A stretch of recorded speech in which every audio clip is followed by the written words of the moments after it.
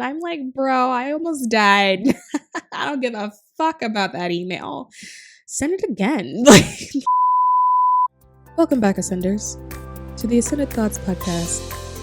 I'm your host, Mr. Crane.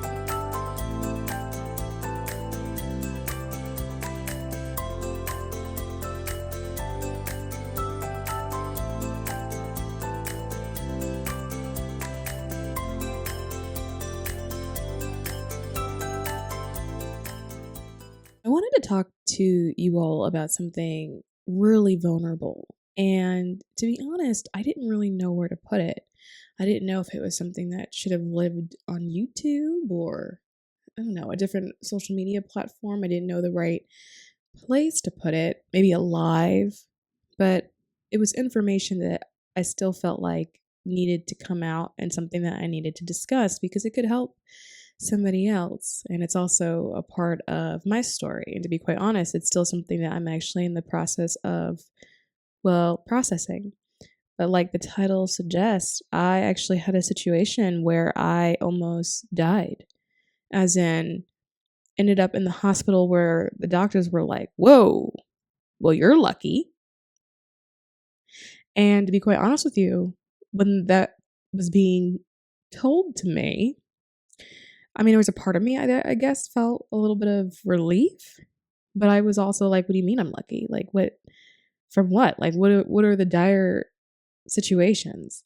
So essentially what happened, and I'm going to go as far into this as I can without violating my own privacy laws that are in place for myself. I was in a decline. I was in a slow decline, but I hadn't realized that I was declining. And so what do I mean by that? There was a point where I had felt a little odd, but I didn't feel sick. I felt odd, but not ill. And so because I felt odd, but not sick, it wasn't anything that felt so alarming that like I needed doctor's attention.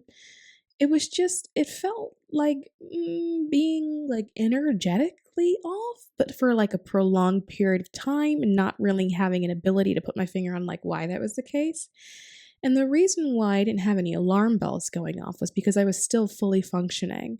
I was going through my life like normal. I was working like normal, like working like a dog. I had so many things that was going on. I was so busy. I was here, I was there, I was running around. I had gotten married, I was traveling, sometimes I was home, sometimes I wasn't. I was just on the go.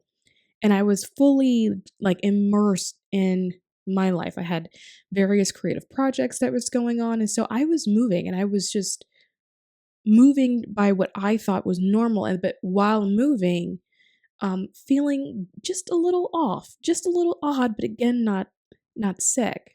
And I think that the reason why it didn't occur to me to do anything was because I had always been under the impression that if something is wrong with you, that like you are in bed, right? That you are like you are visibly ill. So you visibly look sick.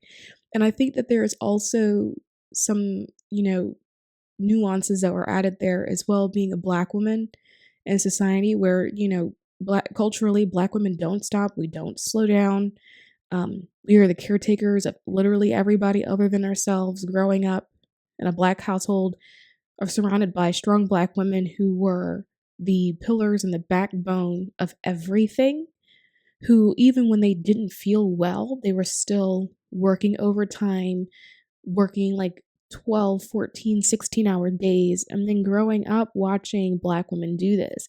And so when I started to feel a little odd, because that's the best word that I have to describe for it, because I didn't feel sick. I just felt odd. I felt a little off, but not sick. I said to myself, I'll never forget it. I was like, oh, I need to go to the gym. I was like, that'll fix this. Like, I am probably just like super out of shape. And if I go to the gym, that should heal. Let me tweak my diet a little bit. And so I did that. I tweaked my diet. I started going to the gym. I was working out. And there was a part of that that actually did make me feel better. Now, in retrospect, I'm not sure if I felt better because I was I don't know, I had a placebo effect going on, but I do think that when you change your diet and you start working out that, those that has an effect. You feel stronger and faster, you've got more stamina. And so I had all that going for me. And I was excited that I had gains, you know what I mean? That I was developing muscles in places I didn't even know I had muscles. And so for me, it didn't occur to me that like anything was wrong. And then one day I I hit a wall and it was fast. It was one day I woke up and it felt like I couldn't breathe properly.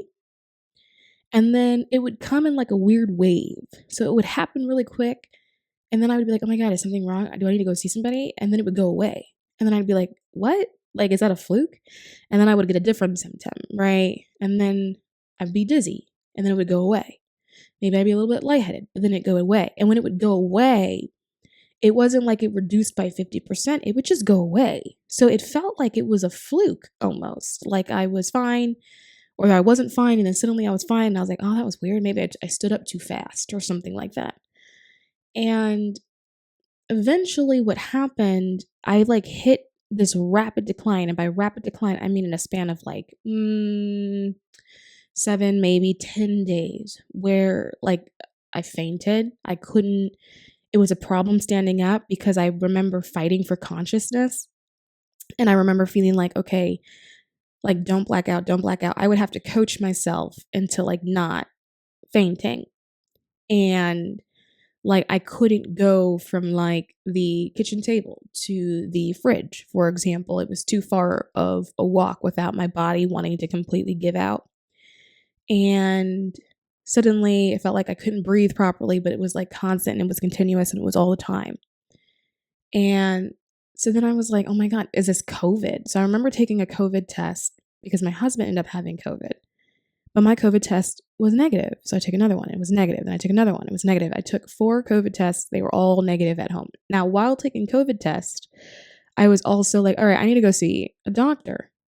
And so I set an appointment and I did all of this. So by the time everything went downhill to the time I got into a doctor's office in front of a doctor, I think it was about 10 days or so because I had to wait for the appointment after setting the appointment.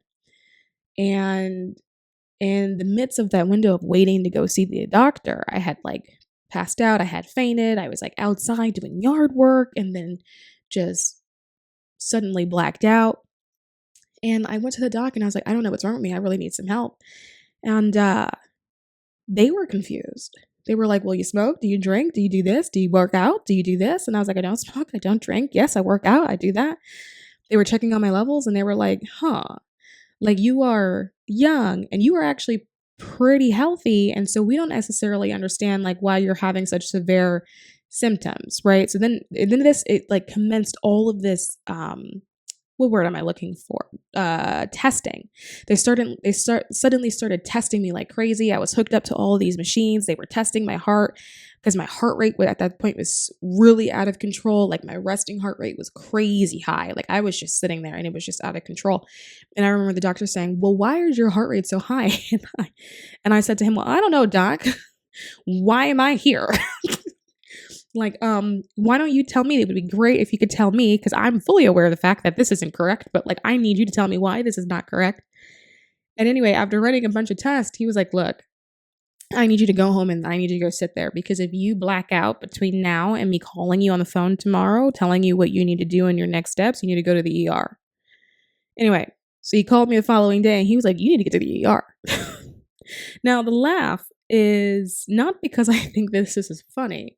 The laugh is because I find it actually, to be honest with you, really outrageous. And I'm still in the process of processing. And so it's more of like a processing laugh. But he was like, you need to get to the ER. You need to go now. And actually, I remember at that time I was like dressed up. I had a job interview that day. And I remember like just being like super like ready for this job interview. And I was like rehearsing my tell me about yourself answer. And and the phone rang and it was literally like 10-15 minutes before the interview. And so I answered it and it was the doctor and he was like, okay, hear me out. And he was like, this is going to sound very jarring, but I need you to pack a bag and I need you to go to the ER and I need you to go to the ER right now. And I remember, because I'm fully functioning, right? I'm of this fully functioning Black woman. I'm like standing there. I'm like in my blazer. I'm fully dressed up, ready to go get a new job. Like, I'm like, what are you talking about? Like, you're like calling me at a really bad time. And I remember saying to the doctor, like, are you sure? Like, this is a bad time. Like, this is how functional I was, right? I was like, this feels like an inconvenience. And I remember saying to the doctor, like, I have things to do. Like, you're literally calling me. I have a job interview. I got another thing that I'm supposed to be doing. I got a meeting in a couple of hours.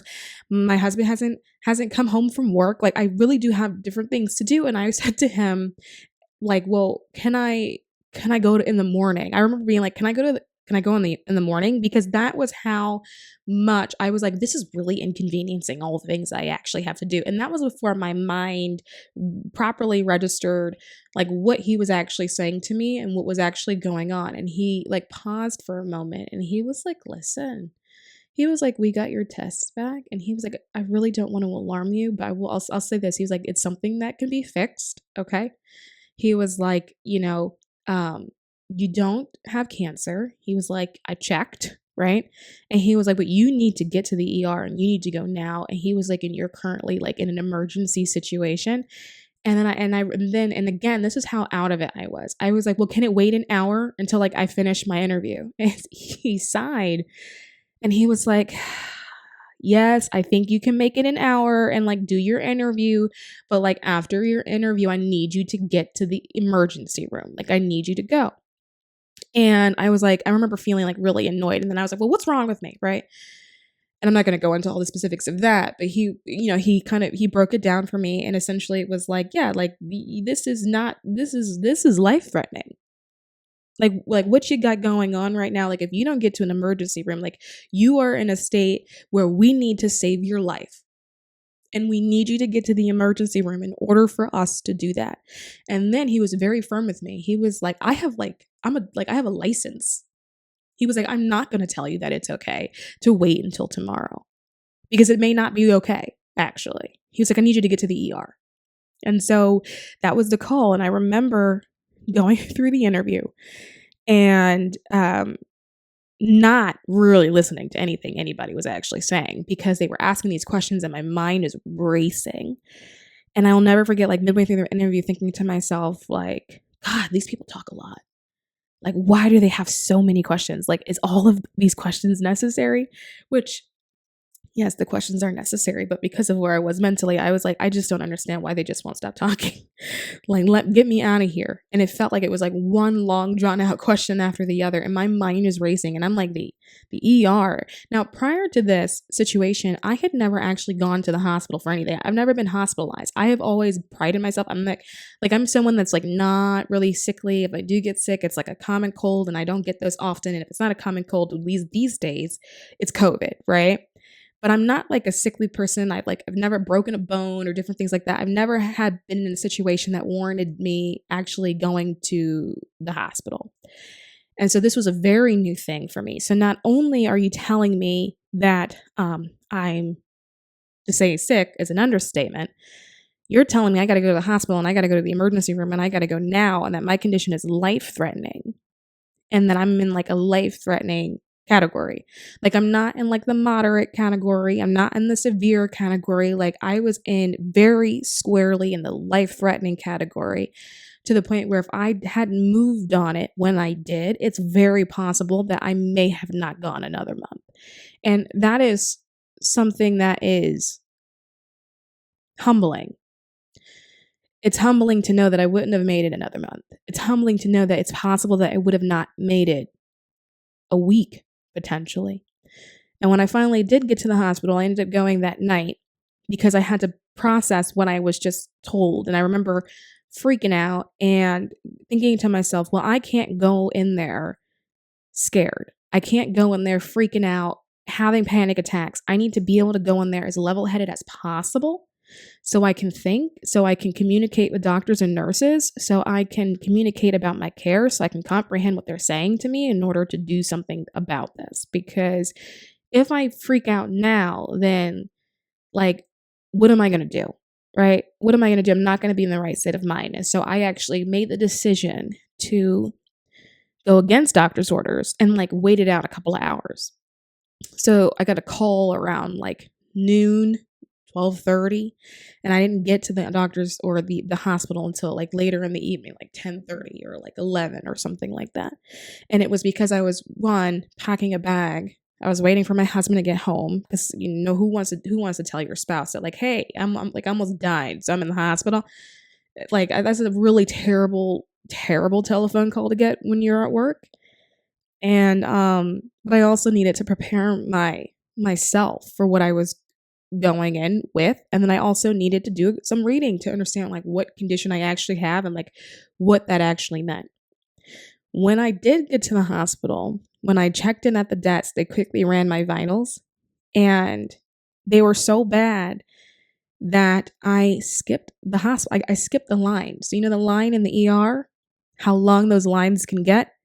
It was a long line because it was a Friday, and the ER always fills up on the weekends.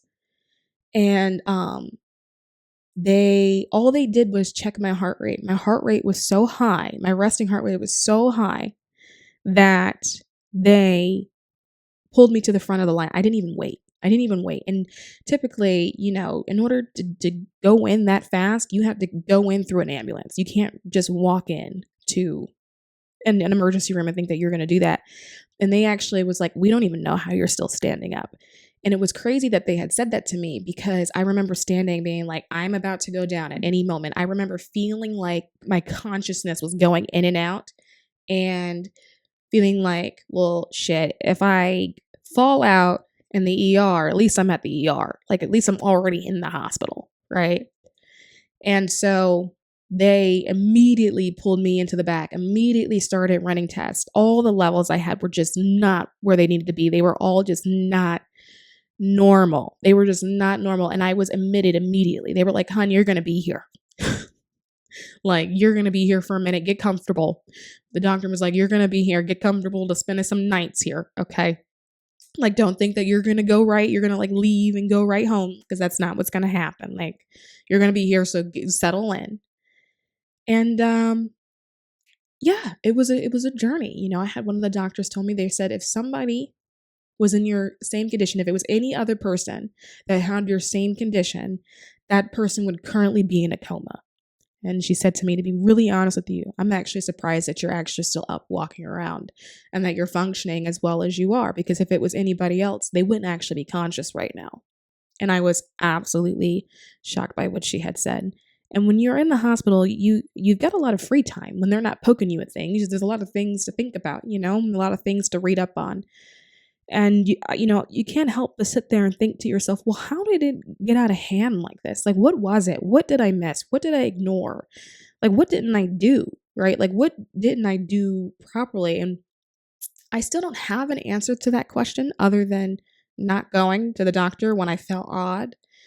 But it's also one of those things where it's like, when you know, you do what you know, right? So when you know better, you do better.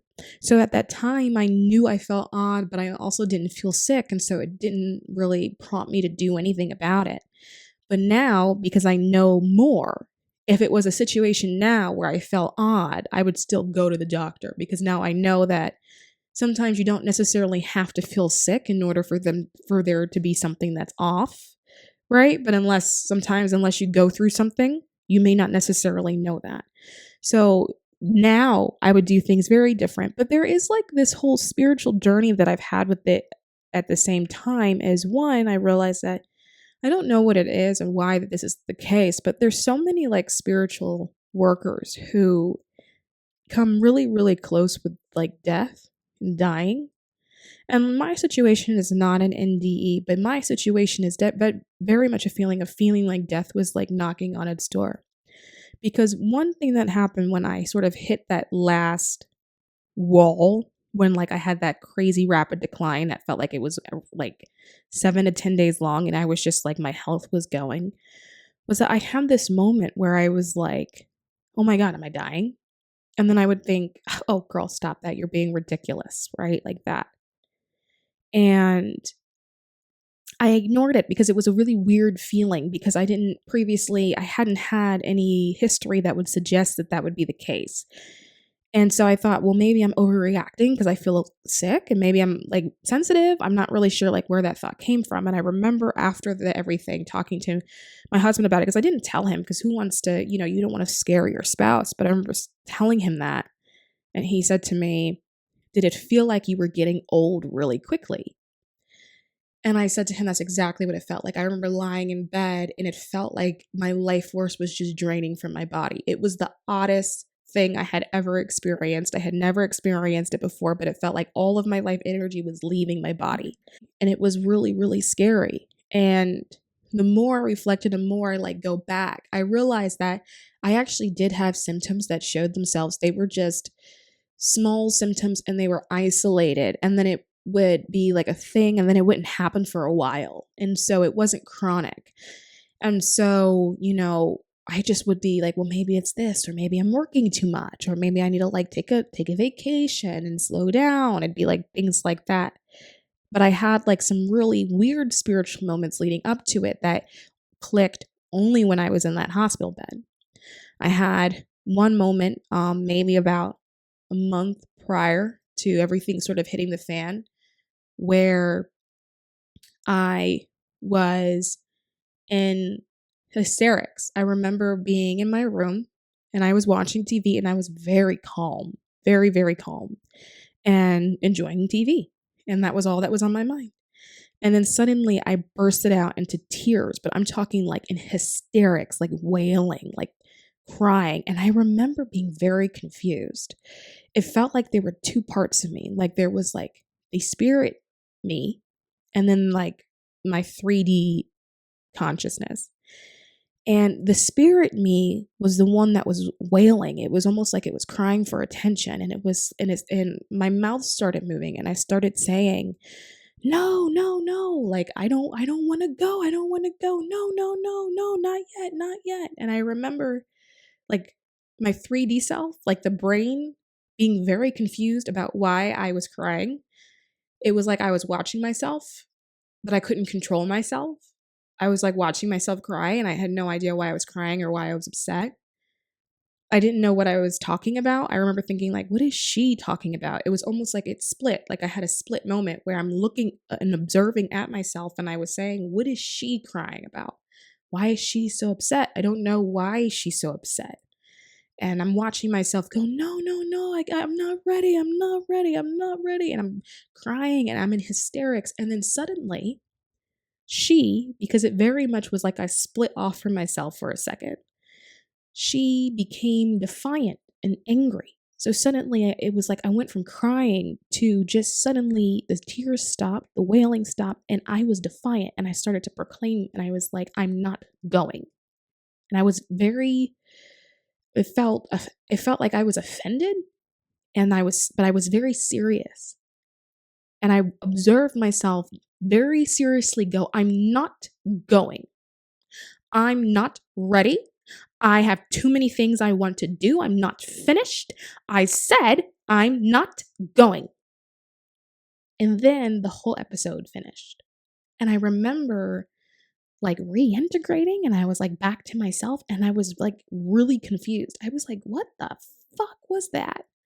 I was so confused. I had no context, no idea what the hell I was on, whether or not I had fell asleep and I was dreaming, but I was like, what the hell was that? And it was one of those situations where after I stopped, I was like, okay, okay.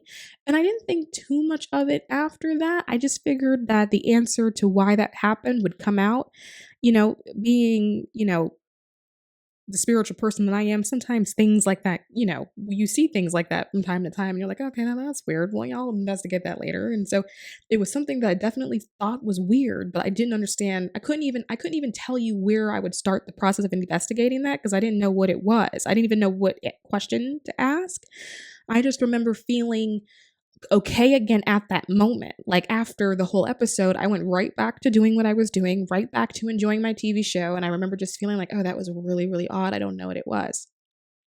A couple of months prior to that, I remember having this thing I was trying to sign up for life insurance. Because my work, we had gotten new benefits. And so I was trying to sign up for life insurance through my job. And I had another episode where like I was just one moment, it just felt like I was doing regular paperwork, regular benefit paperwork. And then I had this moment where it was like this spiritual self of me popped out and was really concerned that the life insurance wasn't going to kick in time. Like there was concern that it wouldn't go into effect in time enough for when my husband would need to use it. And then that feeling or that thought or that stream of consciousness would like disappear. And then the me talking to you now would like come back to the front and be really confused by that. And I remember thinking, why am I so concerned about this? Like it doesn't kick in that long from now. It's fine. I don't know why I'm so concerned about it, but I remember having a moment where I felt super panicked that it wouldn't be effective in time for when my husband needed to actually use it. And I remember calling him into my office being like, hey baby, like we need to have a conversation. If I die, this is where you need to go in order to get this money. And he was like, why are you talking about that? Like, why do you sound like that? And when I was having that conversation with him, I was so serious. Like, I was so like, listen, like, I'm serious. Like, there's 2 policies. Don't forget one of them. Like, I'm like, this is how much it is. Like, this is where you have to go in order to go get it. I don't want to be buried. Just cremate me is cheaper. And I remember being so serious about it. And then it was like, it was an episode and then it would just go away. Now, the whole time when this is happening, I'm functioning, you guys. Like I'm fully functioning. I'm going throughout life per normal. I am working per usual. Like I'm fully functioning and I'm like having these moments. And these moments only came back to me because I was in the hospital bed and I had time to think about it.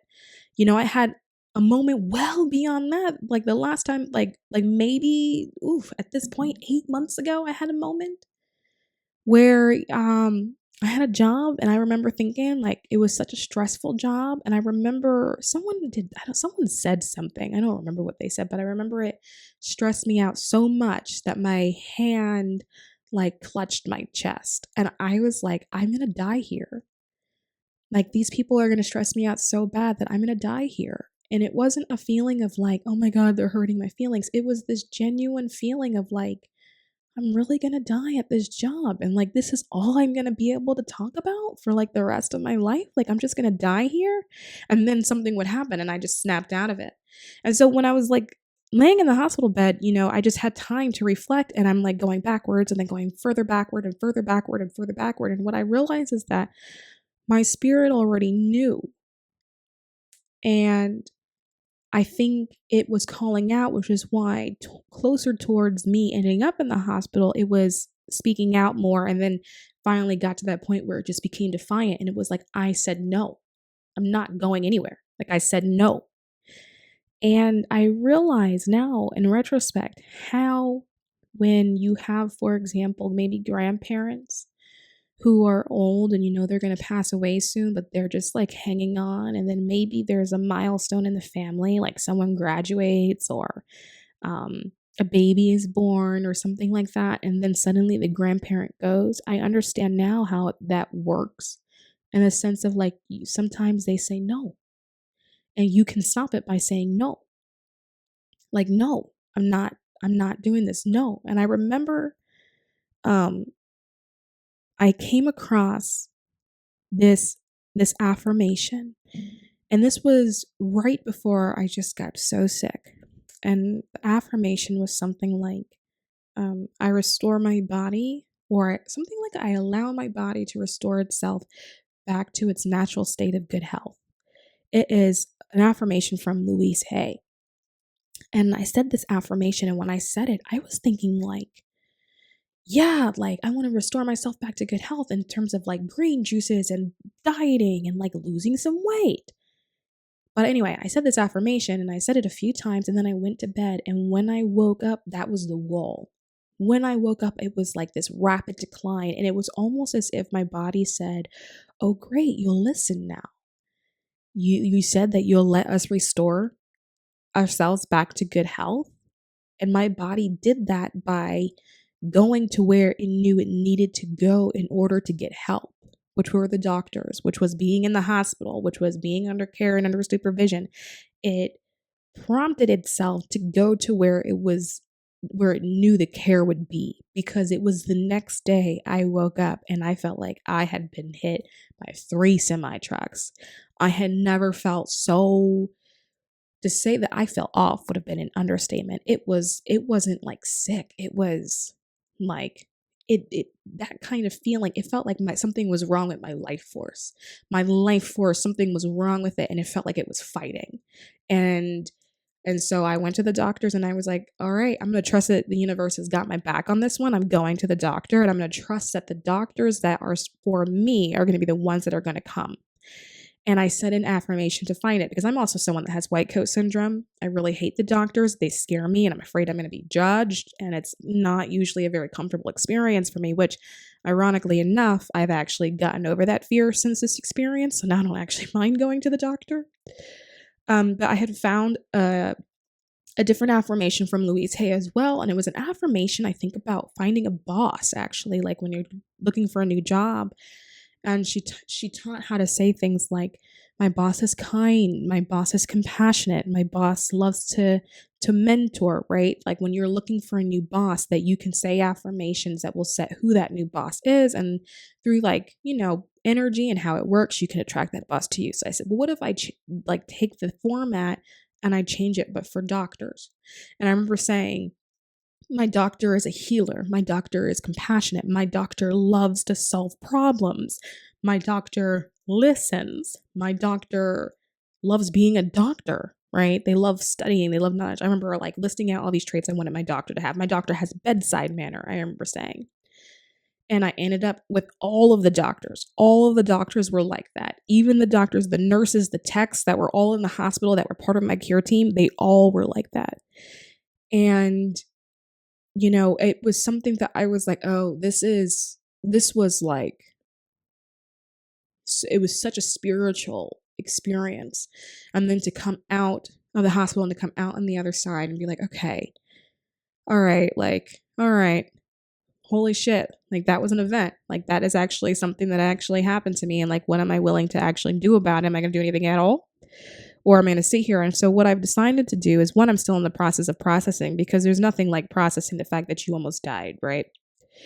There's also nothing like processing the fact that the reason why you were having episodes and your soul was calling and wailing and calling out and all this type of stuff and was responding was because, that was what was happening. The reason why you felt odd in the sense that your life force was draining was because it actually was.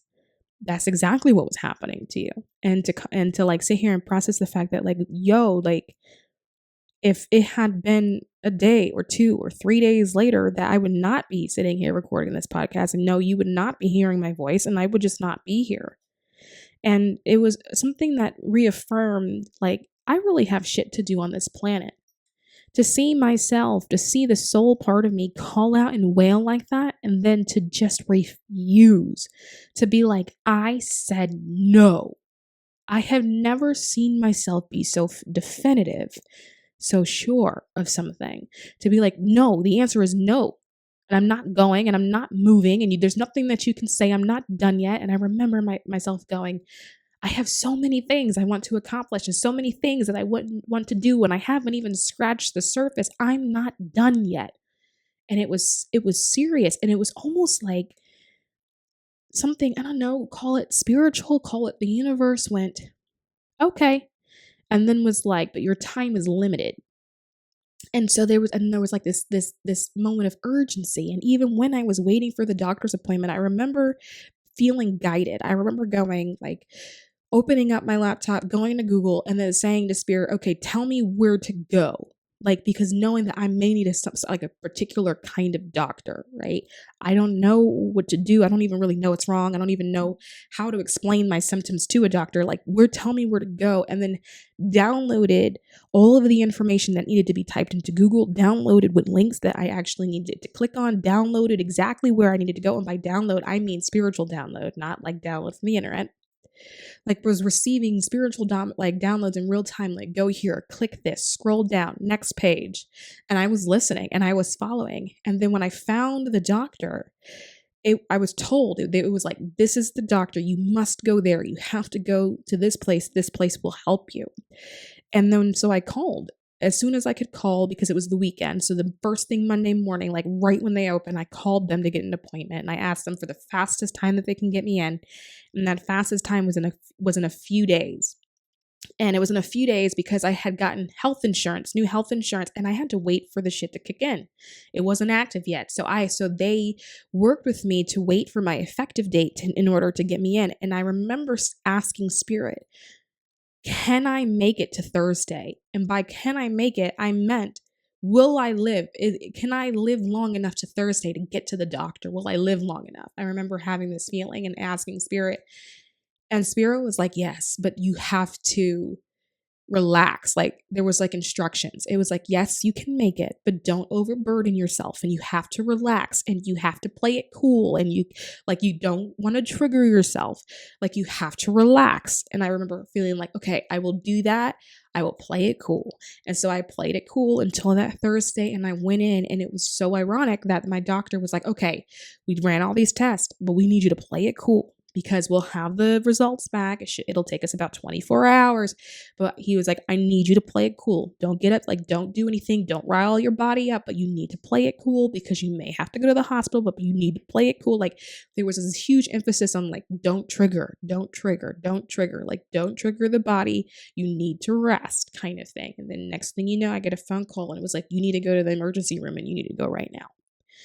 And, there's so much of that, like your life and how you feel about it changes. And, for me, life used to feel, I used to take it for granted. I always thought that life was special, but you do take it for granted. And it's hard not to when you don't necessarily know how close to your own mortality you are, or your own end date. And then suddenly things aren't as big of a deal, and like I'll like be working and I'll look at my colleagues, and then one will freak out about something, and I'm like, you guys don't even get it. Like, you don't get it. Like, when I tell you this shit does not matter, like, it just genuinely doesn't even fucking matter, bro. Like, you don't get it. Like, this is nothing. Like, this is nothing. Like, you're over there, like, hey, I know you were sick and you were, because, that's what, like, your coworkers do. Like, I know you were in the hospital. I hope you're doing better. Did you see my email from 1 week ago? And I'm like, bro, I almost died. I don't give a fuck about that email. Send it again. Like what I wish I can sit here and act like it was a priority for me, but it really just isn't. It just, and to be quite honest with you, it probably shouldn't be too much of a priority for you either. Honestly, like we're going to get it done, and it's going to get done, but like it is not worth stress or anxiety over this. This is just really stupid, right? But then it also brought me back in tune with my goals for myself and like what I want to experience in my own life, and realizing like that's actually really important. Like me allowing myself to just like live my own life in the way that I feel like is my greatest expression, and to do that independent of other people's judgment, regardless of whether or not they have some, because it's just not important. Life it can be so fleeting, but also at the same time learning in the same lesson, because it was all one lesson. The other side of that coin was how much power we do have. For my spirit to start wailing and being like, please, no, I'm not ready to go, to just turning defiant and being like, I said no, I'm not going anywhere. I said no. And to see how that level of conviction can stop you from dying. That, yeah, sometimes it's a choice. But some people, when they die, it's because they didn't have the will. And if your will can be strong enough sometimes to stop death, to stop your own death, then what else could you actually do and accomplish? And so I'm now in this process of just gaining so much new perspective on life and what it means to me and what it is, and how to live it in the way that's best. And realizing that like all the time where I'm like upset or somebody hurt my feelings or I'm battling with internal shame, like who gives a fuck, dude? Really?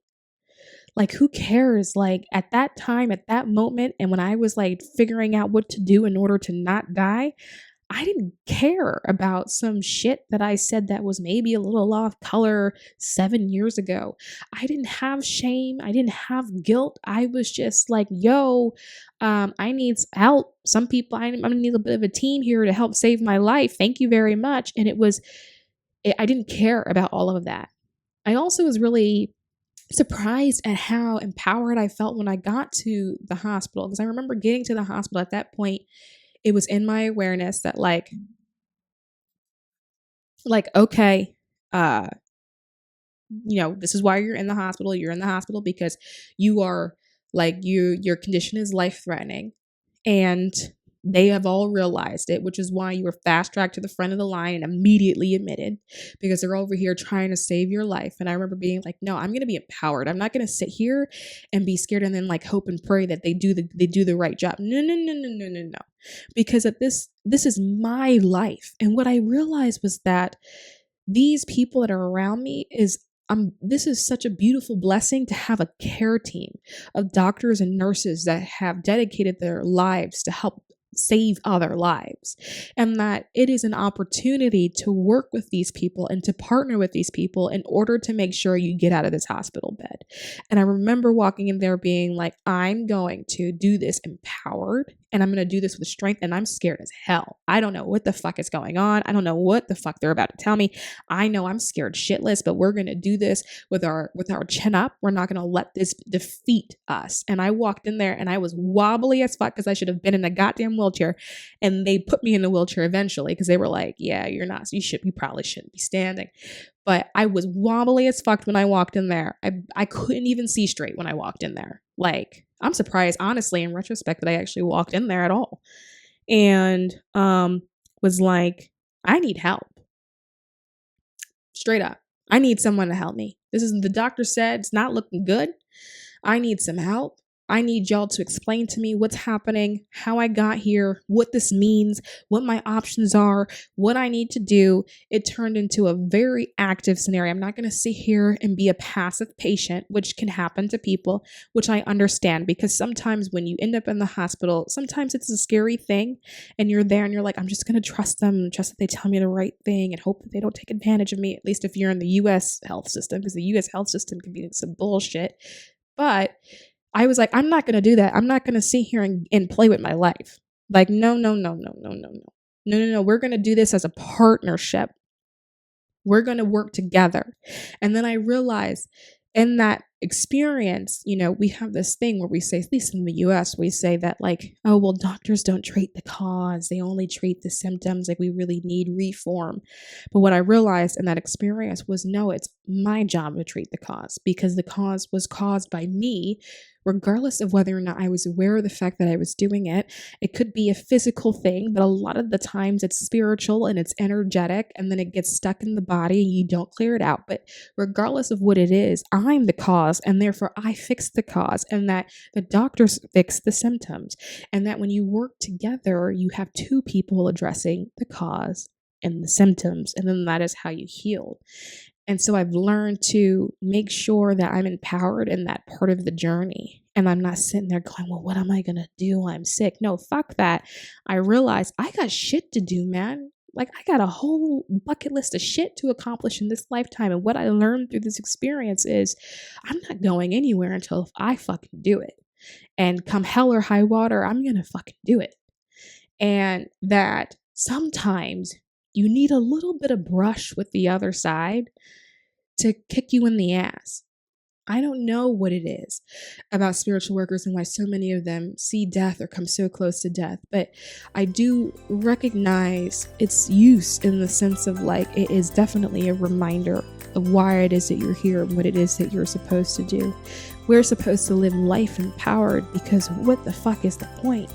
If you do everything in life and you're living for other people and other people's opinions and you're worried about other people's judgments, then what the fuck is the point?